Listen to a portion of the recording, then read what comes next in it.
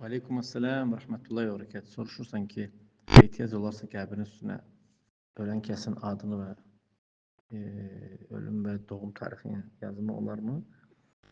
Əslində o Peyğəmbər sallallahu elədiyi qadağa bəzi alimlər deyirlər ki, məkruhluğa dəlalət edir o bəyənilməməyə və buna təfsilat verirlər. Necə ki İbn Seym rəhməhullah deyir, əgər burada qəsd adı yazılması o qəbrə işarə olaraq o qəbir filan yerdədir, tanımaq, bilmək üçün yerini.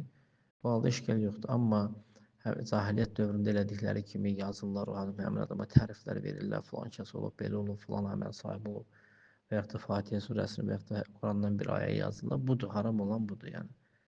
Yəni Allah bilir. Yəni budur ki, ehtiyac olanda bəzi yerlərdə qəbirləri hətta oğurlayırlar belə.